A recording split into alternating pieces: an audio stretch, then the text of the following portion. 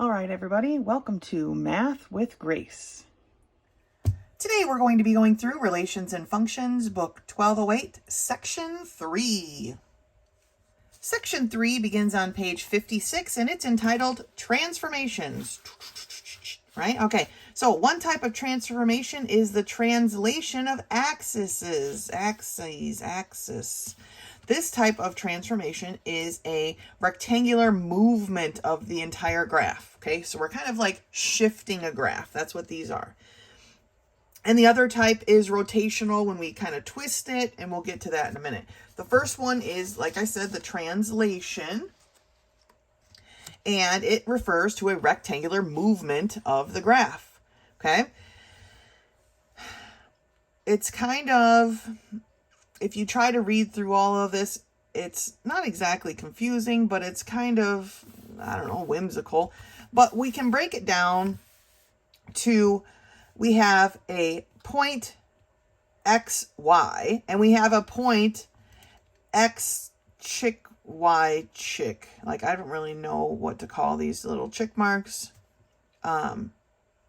So I'm just going to call them chick. But basically what we're trying to do is say, if we have our vertex here, or our corner, what if we wanted to move it here, or vice versa? Okay? We want to move the whole graph. And we come down and we establish the relationship between XY and X chick Y chick as the fact that X is going to equal X chick plus H, or X chick is going to equal X minus H. Okay, so we're going this way. And then Y is going to equal Y chick plus K, or the Y chick is going to equal Y minus K. So let's look at what this means, okay? So here it says the center of our graph is at HK, or 2, 2. They want us to translate this point equals 9, 8 to the new center, meaning our 2, 2. And so it says since our XY is at 9, 8 and our HK is at 2, 2, we simply plug it into this part of the formula. So X with the chick mark is X minus H, or 9 minus 2, and Y with the chick is Y minus K, or 8 minus 2. And so our new point, the new designation for the point that was originally at 9, 8, is now at 7, 6. Okay, lots of strange description of what this is, but really these are the important formulas that we need to follow. Okay, so let's turn the page. So it says you might think the origin being moved to the new center, or you might think the center being moved to the new origin. Either way, that's what they're doing here. So let's do a couple of these problems together. So for number 1 and through 6, we have the instructions. Translate each of the following points to the new origin given HK, which is what they're giving us. Given the center HK is at 5, 4, translate each of the following points to the new origin. Okay? We are looking for the X chick, Y chick. Here is our XY. Here is our HK. So remember, when we want X chick mark is going to equal X minus H, and the Y chick mark is going to equal Y minus K. So for this point in 3, 1, we have 10, 9. Okay, so we're going to take, for the X value, we're going to take 10, I said 10, but I wrote an X, 10 minus 5, so that's 5, right? And for our Y chick mark, we're going to take the Y, which is 9, and we're going to subtract 4, which is 5. So our new point is going to be at 5, 5. Okay, that's how we do these. Let's do one more. Number 8. The point is 8, 8. Again, our center right now is 5, 4. Let's translate this thing. So we have 8 minus 5, and we have 8 minus 4. So 3, 4 is our new point. Okay? Looking at the next section, we have given HK is -3, -3. Translate each of the following points to the new origin. So again, we're looking for the X chick, Y chick. Same process, but they're changing it now to try to confuse you, because remember, when we're looking for the check marks, that negative, that subtraction is part of the formula. So for number 7 here, we have 5 minus a minus 3, and we have 5 minus a minus 3. They really got creative.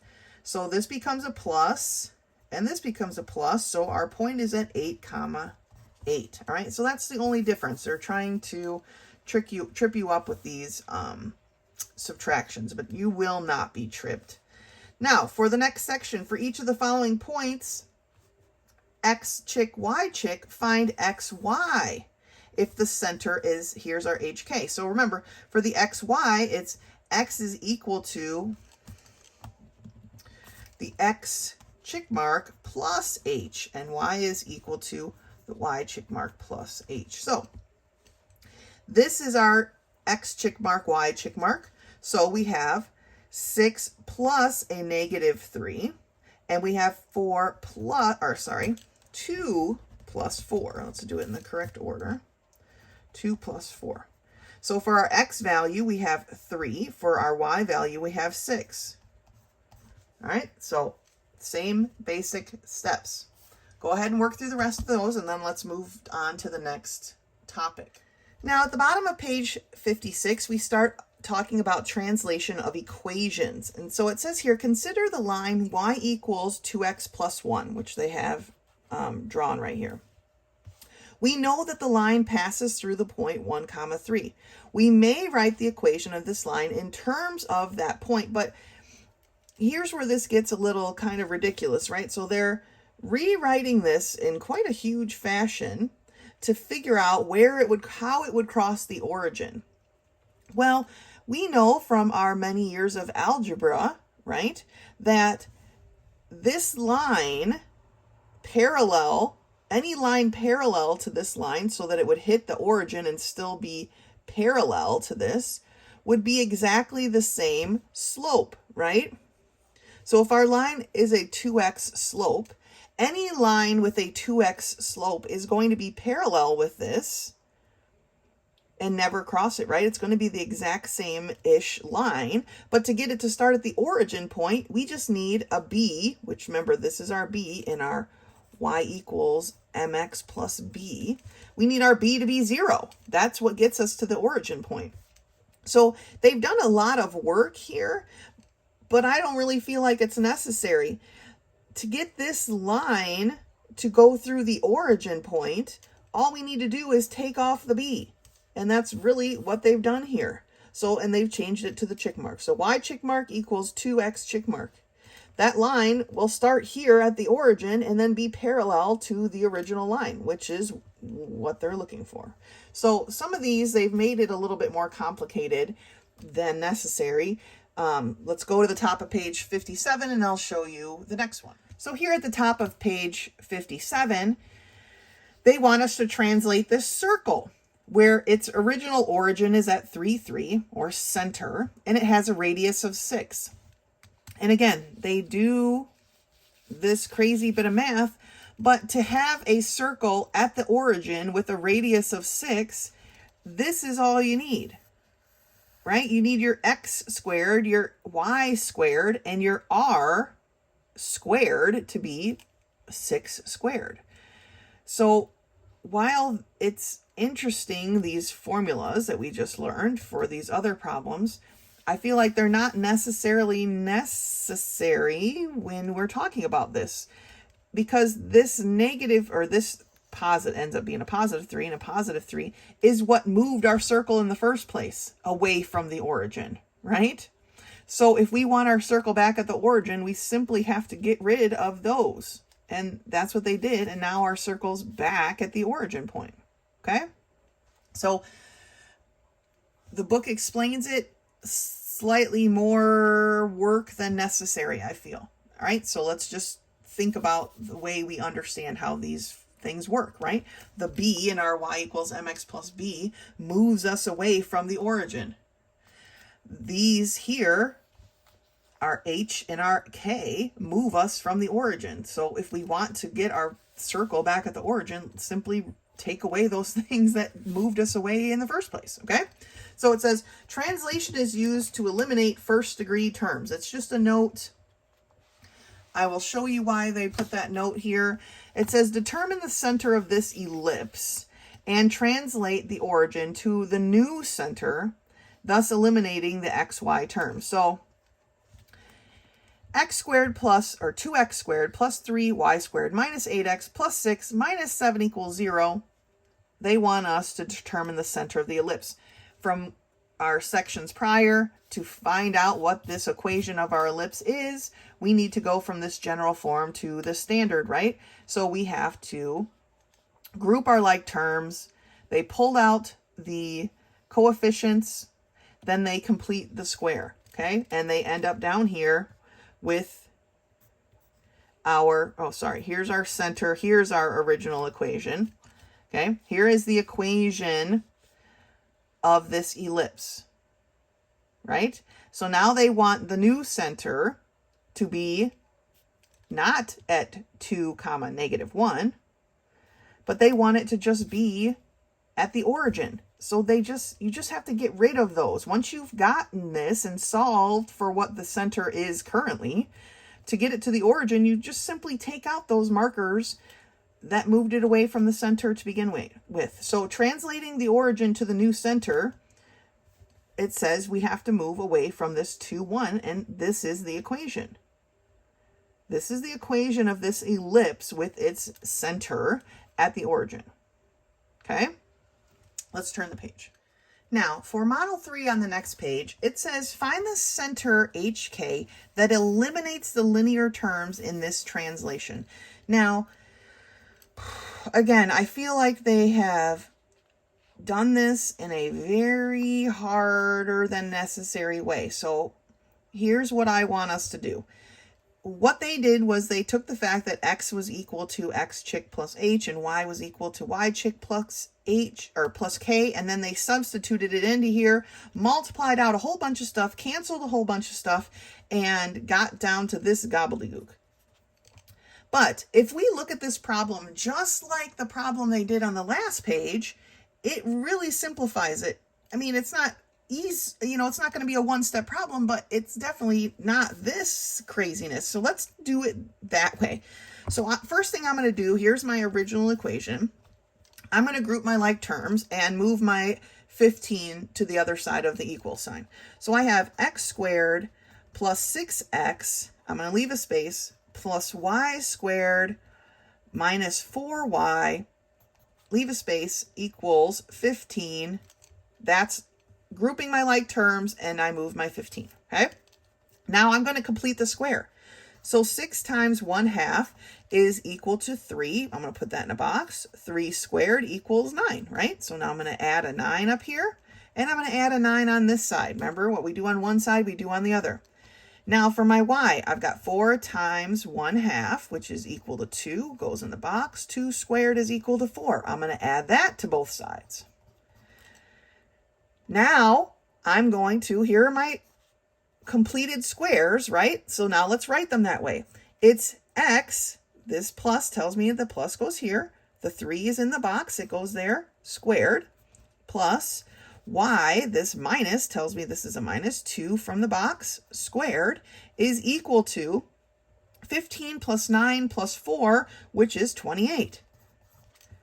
Okay, that was much easier than what all of this craziness they have going on here. Okay, we completed the square. Now to get this, the center right now is right, it's at -3, 2. To get it to the origin, we simply take those parts out. And so we can write x chick mark squared plus y chick mark squared equals 28. Okay, so same exact whatever, it doesn't even matter, except now we're at the origin. Okay, this is what we're looking to do. All right, we don't need to be overly complex or complicated. Let's just get it where it needs to be. All right, so these steps were a little bit too drawn out for me, where we could easily complete the square just like we did on the example before and solve this problem. Okay, so let's take a look at a couple of these together. Okay, so it says find the center of each of the following equations and translate each equation to that center. So For number 16, our center is at 8, -3, right? We can derive that specifically from the problem that's here. This is cubed, but it is supposed to be a squared, so don't freak out about that. So to rewrite this with our origin at, or with our center, sorry, at the origin, we simply would just rewrite x with the check mark squared plus y with the check mark squared equals 40. We just take out that point, okay? The thing that moved us away in the first place. We just remove it, and then we have our answer. The next one I want to look at is problem number 21. We have 4x squared minus y squared plus 24x plus 4y plus 28 equals 0. I'm going to group my like terms and move my 28 to the other side of the equal sign. So I have 4x squared plus 24x minus y squared plus 4y equals a negative 28. Okay? Now we've grouped our like terms. Now we can start completing our square. First thing I need to do for this group here is I need to remove that 4, because remember, to complete the square, our squared term has to have a coefficient of 1. So I have 4 times x squared plus 6x. I'm going to leave my blank, okay, just like that. Then I'm just going to leave this minus here. My y is fine, so I've got y squared minus 4y, because I pulled that y out to here. So I got to take the y from here, but I also have to take, or the negative, but I also have to take the negative from here. So minus 4y, leave my space, equals a negative 28. Now I can complete my squares, which I feel like we just did in the problem up here, but let's do it again. 6 times 1/2 equals 3. It goes in the box. 3 squared equals 9. So I'm going to add a 9 here, and I'm going to add a 9 here. 4 times 1/2 is equal to 2. I put it in a box. 2 squared equals 4. So I'm going to add 4 here, and I'm going to add 4 here. Sorry, I'm not going to add 9. If I put a 9 here, I have to take my 9 times my 4. So I'm actually adding 36. Ooh, almost snuck by me. Remember, we have this multiplying 4. So we're not just adding 9. We're adding 4 times 9, which is 36. Okay? And I've got my 4 over here. So now let's rewrite this with our completed squares. I have 4 times x, and this was a plus, right? Plus what's in the box, which is 3, the quantity squared, minus y minus what's in the box, which is a 2, the quantity squared. And that's going to equal, one more quick switch here. Just like I forgot to do the 4 times 9, I forgot to do this negative times that 4. So this is actually a minus 4. We want to make sure we follow all our steps. Sometimes even I try to work too fast and I get messed up. So we have 28, negative 28 minus 4 gives me a negative 32 plus 36. So I end up with a 4.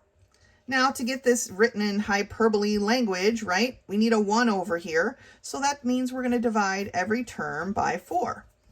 So I end up with x plus 3 quantity squared over 1, right, because 4 over 4 is 1, minus y minus 2, the quantity squared over 4, equals 1. Now, how do I write this at the origin point? Well, I just need to get rid of these things, right? So I have x check mark squared over 1 minus y check mark squared over 4 equals 1. That's it, okay? Once we get our equation written up the way it needs to be written up, all we have to do is take away the parts that move us away from the origin, and, you know, we relabeled it with the check mark parts, okay? So this example up here, example 3, went way too far. A lot of these are going to be completing the square and then just rewriting it, okay? Good job. Let's take a look at the next topic. So the next topic starts on page 59, and it's titled rotation. All right, so it says when B In the general equation of the conic ax plus bxy plus cy plus dx plus ey plus f equals 0 is not a 0. So when this actually exists, the axis of the conic is at an angle theta with the coordinate axis. Okay, so it's twisted, right? We're used to looking at them like this. Now it's kind of twisted. So rotation transforms the equation with respect to a new axis parallel to the coordinate axis. So here's the new axis, right? And it's just been twisted. So how do we figure out the rotation of points? Well, let's take a look. So just like the last one, the translation, the rotation explanation is quite complicated, and they even throw in a new symbol I had to go and look up, which is phi. So this is theta, this is phi, those Greeks and their interesting symbols, right? And it's all about, you know, adding angles to figure out the new angle and this, that, and the other thing. Then we have all of these. I hate the way they write it, but it's like r times the cosine, right? R times the cosine, r times the sine. And so they're breaking down what we know, right? These are all the things that we know. Then we can expand those things. Let's turn the page. Then we can substitute these things into each other, and boom-a-da-boom, we end up with x check mark is equal to x times the cosine of theta plus y times the sine of theta. And y check mark is equal to negative x times the sine of theta plus y times the cosine of theta. Those are the formulas that we are interested in. So let's take a look at how they play out in this first model here. Given the point xy as 6, 5, find the image point with respect to an axis rotated 30 degrees. All right, well, let's use these formulas, right? And they have them rewritten here. We know that the x is equal to 6, the y is equal to 5. And remember, this is all multiplication here. I wish they wrote it a little bit more neatly. And we know that the sine of 30 degrees is 1/2, right? We have our chart here, right? The sine of 30 degrees is 1/2, and the cosine of 30 degrees is the square root of 3/2. So that's what we're going to use. And then we simply substitute those things into these two equations, which they've done here. And this is the image point, which is super sloppy, right? Where the heck is that? I don't even know. That would take quite a bit to figure out exactly, but all we're doing is substituting in what we know and solving. That is something we can do. So let's take a look at a couple of these problems. That's it, though. That's the explanation for this topic of rotation. So let's take a look at some of this, right? So find the image point for each of the following given the point xy and the rotated angle. So here our xy is at 1 and our rotated angle is at 45 degrees. Well, the sine of 45 degrees, remember, here's our thing, is the square root of 2/2, and the cosine is the square root of 2/2. So they're the same. Square root of 2/2, cosine is the square root of 2/2. So let's plug it in to the formulas for our, let me slide up so we can see it one last time. Okay, here's our formulas. For our x, check mark is going to be equal to the x value, which is 1, times the cosine, square root of 2/2, okay, plus the y, which is 1, times the sine, which is the square root of 2/2. So basically we have the square root of 2/2 plus the square root of 2/2, or 2 times the square root of 2/2, which reduces to the square root of 2. What about for our y check mark? Well, that is going to be negative 1, because it's a negative x, right? Times the sine of theta, which is the square root of 2/2, plus y, which is a 1, times the cosine, which is the square root of 2/2. So now we have negative square root of 2/2 plus the square root of 2/2, which is 0. So our new points are at the square root of 2, 0. And that's that. Okay. Let's do number 29 together. And I'm going to scooch up, write down those formulas. You can still see them on your page, I'm sure. Let's see. We have the 0.30 and our theta is at 10 degrees. So now we have to kind of figure it out a little bit better. What is the sine and the cosine of 10 degrees? Well, I grabbed my little book that I made, the trigonometric values, okay? And if we go to 10 degrees, so I will write the sine is going to be of 10 degrees. The sine is 0.1736. 0.1736. The cosine of 10 degrees is way over here, and it is 0.9848. 0.9848. So now that we have that, let's do the problem, right? And it tells us to find our points, that our x check mark is going to be at x, or 3 times the cosine, so 0.9848, okay, plus y, which is 0, so it really doesn't matter, times the sine, 0.1736. This is kind of moot, right? Anything times 0 is 0. So what is 3 times 0.9848? Well, it's 2.9544, okay? And so then our y check mark is going to be negative 3 times the sine, which was 0.1736, plus y, which is still 0, times the cosine, 0.9848. Again, anything times 0 is 0, so we can just scratch that off. And so what do we get with this? Well, we get negative 0.5208. And I'm just going to leave them in there. I don't want to round because you might as well be as precise as you can. So my point is at 2.9544, comma, negative 0.5208. That is our that is our image point. Okay? That's it. All right, they've got a couple more to do, and then we can move on to our final topic. So the next topic begins on page 61, and it's titled Rotation of Equations. And as much as I would love to go through this and explain it to you, the book really does not give enough information as how they're solving these. I've gone through this section time and time again, and there really just isn't enough data in here to understand how they're coming up with their conclusions. So this goes on to page 61. It goes from model 1 to model 3. Again, I don't even know where model 2 begins. I really feel like this section is kind of jumbled together a little bit and not very well done. So we are going to skip this section of the book. So rotation of equations, we are not doing.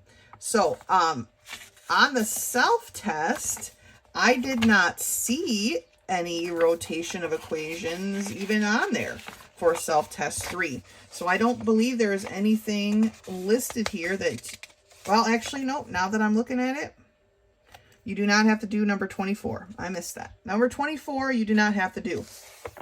And then on the actual unit test, you do not have to do 5 or 6. Okay? So number 24 on the self-test, you do not have to do. And 5 and 6 on the unit test, you can skip because we're not going to do this rotation of equations section. Other than that, as always, if you have any questions or you need some help with something, please do not hesitate to contact me. Otherwise, until next time.